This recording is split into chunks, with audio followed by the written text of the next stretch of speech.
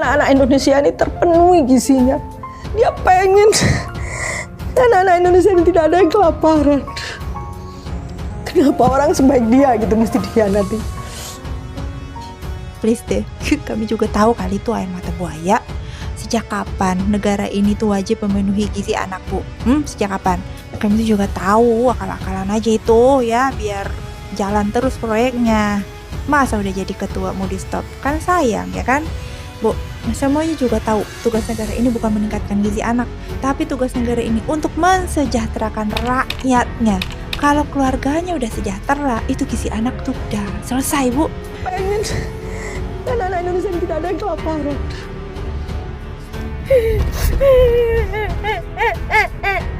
Masih percaya sama air matanya Nanik Esdeang ini? Kalau Nyai jujur ya ngomong, tidak percaya lagi sama orang yang namanya Nani Esdeang. Ya, jadi Nyai menilai Nani Esdeang ini air matanya itu demi mengejar jabatan, ya, menjilat ke Pak Prabowo. Aslinya mah dia nggak ada tulus-tulusnya bela bangsa dan negara. Orang model ini dikasih jabatan dia langsung arogan, sombong.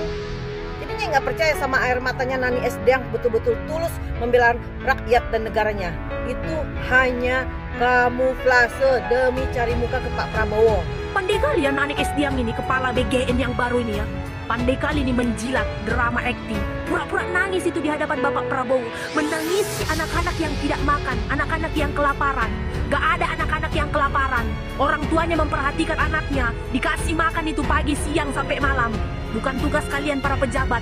Bilang aja kalian mau menjilat, bilang aja kalian mau korupsi. Siap-siap aja lo ya, Nanik Esdeang, namamu sudah terdaftar itu. Katanya dirimu itu adalah korupsi MBG.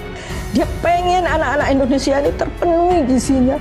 Dia pengen anak-anak Indonesia ini tidak ada yang kelaparan. Aduh, jadi lu kayak gitu, gue jadi nangis. Udah, itu aja lah. Kenapa orang sebaik dia gitu mesti dikhianati?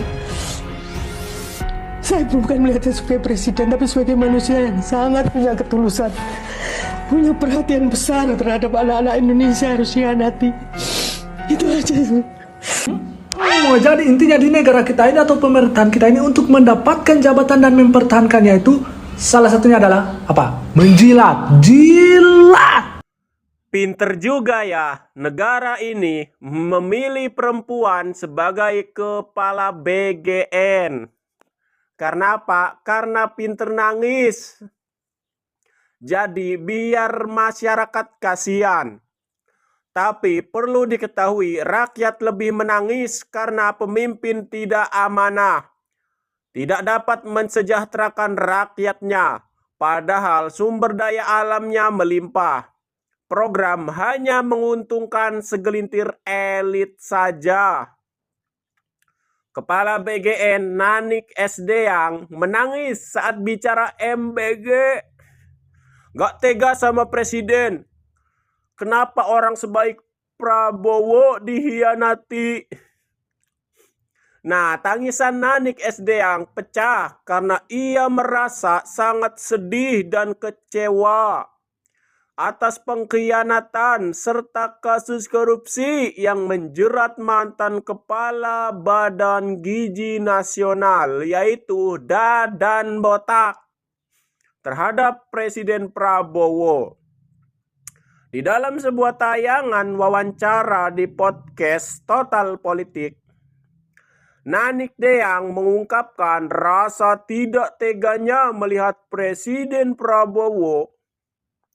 Ia menegaskan bahwa Presiden memiliki niat yang sangat tulus agar anak-anak Indonesia mendapatkan pemenuhan gizi yang layak tanpa adanya kelaparan, bukan demi motif politik pemilu 2029. Disisihkan dari pengambilan keputusan, Nanik mengaku bahwa selama menjabat sebagai wakil kepala BGN, dirinya kerap disisihkan dan tidak pernah diajak rapat atau dilibatkan dalam tata kelola internal oleh pimpinan sebelumnya, yaitu Dadan Botak. Perlu kalian tahu juga, Bu Nani itu dulu ikut nyebar berita hoax Ratna Sarumpet. Mbak Ratna dihajar dan diinjak perutnya. Begitulah kata Nanik Esdiang. Dan kalian tahu, dan kalian semua tahu, itu semua hoax. Lah, penyebar hoax kok bisa jadi wakil kepala BGN? Ya, mungkin karena dianggap ahli bikin drama. Lihat foto dia mewek, megang mic-nya keras, takut direbut rupanya.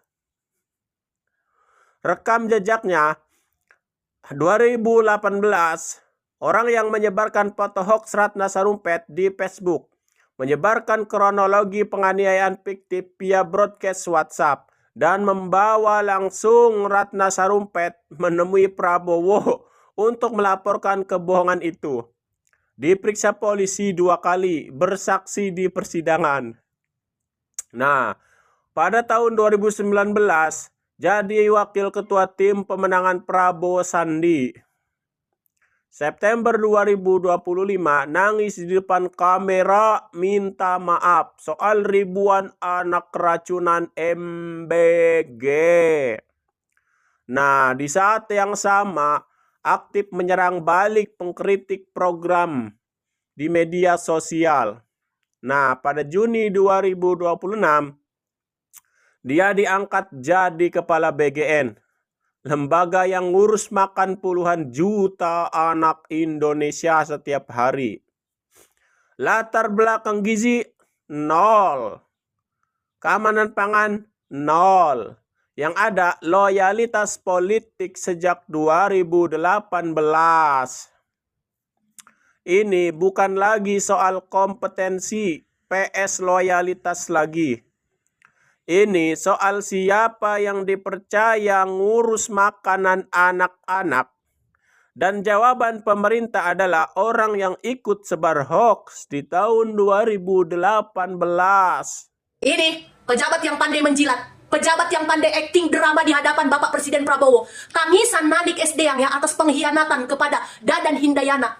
Nama si Nanik ini sudah tercantum ya atas dugaan korupsi makanan bergizi. Tapi katanya kasihan Bapak Prabowo ya, mereka semua mengkhianati. Bapak Prabowo itu orang yang tulus. Kenapa bisa dihianati semua mereka itu korupsi? Ternyata nama dia itu salah satu korupsi makanan bergizi. Ini pejabat yang paling pandai berdrama, berakting. Tunggu kita kabar bagaimana selanjutnya dia.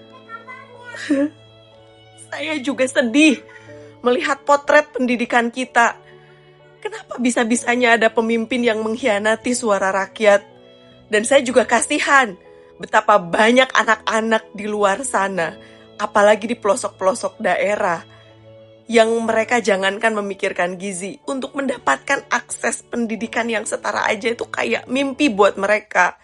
Bayangin aja, mereka untuk bisa pintar, untuk bisa sekolah, itu anak-anak harus bertaruh nyawa, menyeberang sungai, sampai dengan pakai tali, jalan kaki berkilo-kilometer, berlumpur, karena infrastrukturnya mengenaskan. Dan sampainya mereka di kelas nih, mereka juga disambut oleh guru-guru yang punya dedikasi tinggi, dan mereka itu adalah guru honorer, yang digaji 300 sampai 500 ribu sebulan.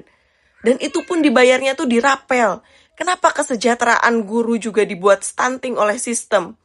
Ini seandainya nih ya, 50% saja dari total dana MBG satu hari nih, yang dialokasikan untuk membangun infrastruktur daerah dan menaikkan upah yang layak untuk guru-guru honorer, itu pasti dampaknya jauh lebih sistemik lagi dan berdampak kontribusi nyata terhadap anak-anak dan pendidikan kita.